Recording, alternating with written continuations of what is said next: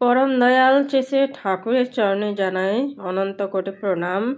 শ্রী শ্রী বড়মার চরণে জানাই কোটি কোটি প্রণাম এবং সকল গুরুভ্রাতা দাদা ও মায়েদের সবাইকে জানাই জয় গুরু।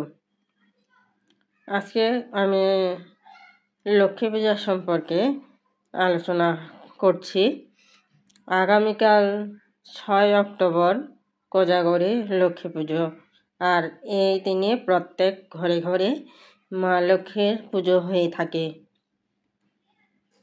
আমি আশা করছি যে প্রত্যেকে হয়তো জানে যে লক্ষ্মী পূজা কিভাবে করতে হয়, তাই আমি আজকে সেই বিষয়ে আলোচনা না করে আমি আজকে আলোচনা করতে চাচ্ছি যে মা লক্ষ্মী যে ধান দুর্বা নিয়ে থাকেন, এই ধান দুর্বা কেন ব্যবহার করা হয়। মা লক্ষ্মীর পূজায় ধান দুর্বা অবশ্যই দরকার হয়। এই ধান দুর্বার তাৎপর্যটা কি, কেন, এর কারণটা কি, এই সম্পর্কে আমার আজকের আলোচনা। লক্ষ্মী পূজার অপরিহার্য অঙ্গ হচ্ছে ধান দুর্বা। ধান আমাদের প্রধান খাদ্যশস্য। পূজার উপকরণ হিসেবে ধান রাখা মানে প্রধান খাদ্যশস্যকে অবহেলা না করা, ফসলের যত্ন করা। যাকে রাখা যায় সেই রাখে।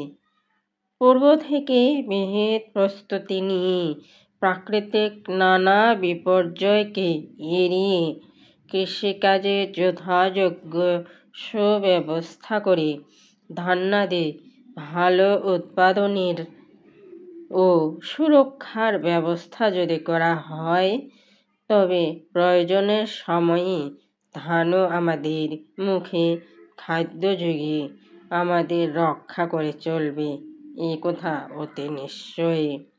লক্ষ্মী পূজায় ধানের এই বিশিষ্ট স্থান নির্দেশ দ্বারা ফসলের প্রতি যত্ন নেওয়ার ইঙ্গিতই বুঝতে হবে।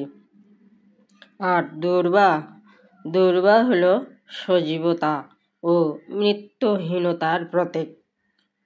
সাধারণত দুর্বা সহজে মরে না। এর শিকড় যদি কোনোভাবে মাটিতে থেকে যায়, সেখান থেকে আবার নতুন দুর্বা গজায়। দুর্বা হাতে নেওয়া মানে অমরত্বের শরণ নিয়ে চলা। তাছাড়া দুর্বা চির শ্যামল। এই শ্যামলতা হলো সজীবতা তথা নবীন প্রাণতার প্রতীক।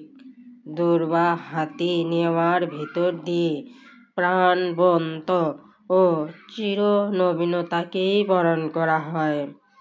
এইভাবে তাৎপর্যগুলি ও বুঝে যদি লক্ষ্মীর উপাসনা করা হয়, তখনই লক্ষ্মী পূজা সার্থক হয়। আবার শুধু জানলে বুঝলেই হবে না, সেগুলিকে জীবনে বিহিতভাবে প্রয়োগ ও ব্যবহার করা চাই। তা করতে গেলেই প্রয়োজন তদানুপাতিক চলন, আর এই চলা ঠিক থাকলেই মানুষ লক্ষ্মীর আশীর্বাদে ভরপুর হয়ে উঠতে পারে। এই ছিল আমার আজকের আলোচনা। সবাই ভালো থাকবেন, সুস্থ থাকবেন। সকলের লক্ষ্মী পূজা সার্থক হোক, এই প্রত্যাশায় আমার আলোচনা এখানে শেষ। জয় গুরু।